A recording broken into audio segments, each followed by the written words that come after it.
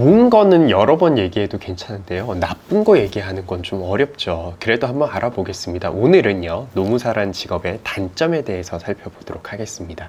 첫 번째로요, 귀. 너무 잦은 전화 통화로 하루에 한 50통 정도는 기본으로 받는 것 같아요. 분명히 청력이 약간 문제가 발생을 하더라고요. 제가 업무 중에 사용했던 이어폰의 종류를 보면은요, 화려하죠. 한 번씩은 다 써봤습니다. 저희 업무하면서 진짜 반드시 익혀셔야 할 5가지 스킬이 있는데요. 어떠세요? 거의 전화로 목숨 거는 직업이구나 라는 생각이 드실 텐데요. 실제로 저도 전화 통화를 할 때요, 예전에는 이어폰을 왼쪽에, 처음엔 또 이어폰을 꼈죠. 근데 귀가 아프니까 오른쪽으로, 왼쪽으로 자꾸 옮기다가 도저히 이제 이런 블루투스 이어폰을 쓰면 귀가 안 될 것 같아. 그래서 본 전화기를 왔다 갔다 왔다 갔다 이렇게 좀 방황을 하고 있습니다. 전화벨이 이게 울리면은요, 현업 해보신 분 아시겠지만 이게 약간 심장이 철렁거리거든요. 제가 뭔가 막 몰두하고 있다가 이 흐름이 끊기는 그런 입장도 있고요. 또 전화가 왔구나, 또 전화가 왔구나, 이런 압박감 때문에 여러 번 말씀드렸지만 진짜 전화는 저희 직업의 가장 큰 단점인 듯 합니다. 두 번째는요, 너무 많은 사람을 만나게 되거든요.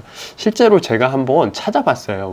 내 핸드폰 연락처에는 도대체 몇 명 정도가 있을까라고 봤는데 4,207명이 현재 기록이 되어 있네요. 100번 양보해서요, 이 중에 제가 원래 알고 있던 지인분이 한 200명쯤 되려나요? 200명도 많다, 그죠?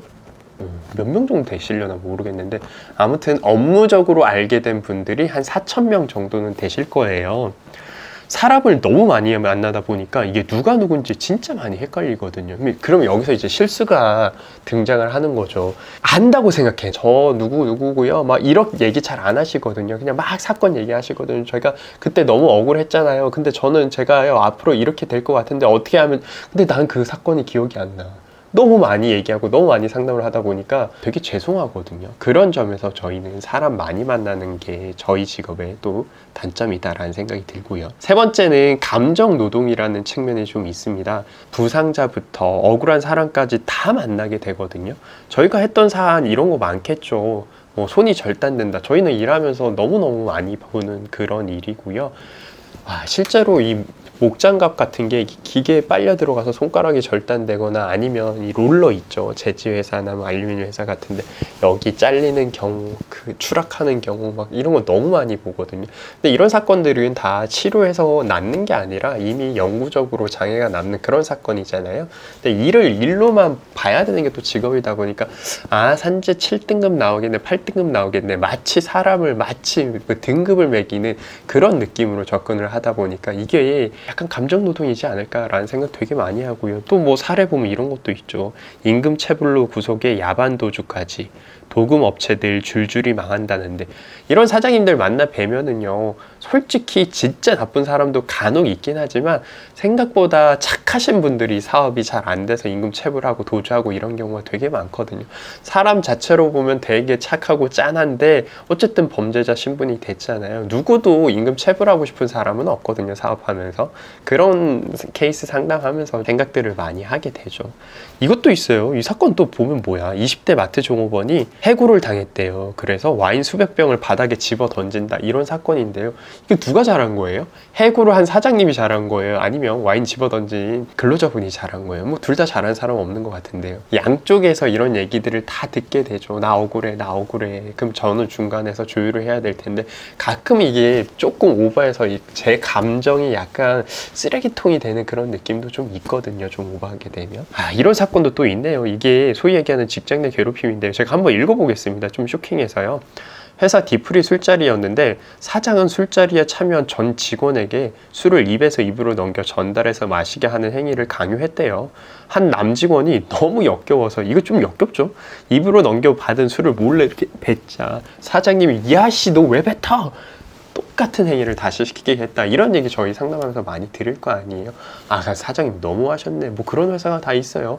이렇게 저희도 공감하고 동조를 하는데 매번 이런 일을 하다 보니까 조금 지치는 면도 있네요. 성희롱 관련돼서요. 저희 상담하다 보면 제가 얼마 전에도 그런 일이 있었었는데 약간 눈가 촉촉해지는 경우가 있거든요. 그럼 저희 상담할 때 성희롱 건이겠구나 뭐 그런 생각들 많이 하고 하는데요. 막상 들어보면은 네, 조금 이래도 되나 싶을 정도로 그런 소위 얘기한 더러운 일들이 많이 있어가지고 마음이 좀 그렇습니다. 자, 네 번째는 번아웃인데요. 저희가 하는 일이요. 회사 자문하고요, 산재하고요, 해고하고요, 강의하고요, 컨설팅하고요, 미팅하고요. 이게 계속 쳇바퀴처럼 무한 반복으로 돌아가는데 너무 많은 이렇게 일을 하면서 전화 받고 또 일을 하면서 전화 받고 하다 보면 내가 어디로 가야 되는지 가끔 좌표를 잃어버리거든요. 실제로 일 시작하고 나서 한 3년 정도가 지나면은 많이 정신적으로 우울해지는 그런 감이 있다고 하시더라고요. 그리고 많은 분들이 알게 모르게 정신의학과 가서 상담도 많이 받으시고요. 소위 얘기하는 그 번아웃 때문에 많이 힘들어 하시는 것 같더라고요. 자, 도대체 내가 지금 무엇을 하고 있는지 너무너무 헷갈리는 경우, 이게 저희 직업의 좀 많은 단점인 것 같아요. 이 번아웃 때는 이런 장면들, 저도 분명히 느껴봤던 이런 장면이고요. 진짜 머리 이렇게 쥐어싸면서 도대체 내가 뭐 하고 있나 많이 갈등을 하고 했었던 순간들이 지금도 머릿속에 기억이 나네요. 회사 다니는 것보다 뭐가 좀 나빠요? 이런 거 생각보다 많이 물어보시더라고요. 또 궁금하신 점 있으시면 댓글 남겨주시면 영상으로 제작해 보도록 하겠습니다. 이상 현명한 노무사였습니다. 오늘 영업 끝! 제가 노무사 현업하면서 느꼈던 노무사 하면 좋은 땡땡 가지 점 말씀을 한번 드려보려고 해요. 진짜 좋은 게 있나? 제 개인적인 내피셜인 것 같지만 그래도 현업하면서 제가 느꼈던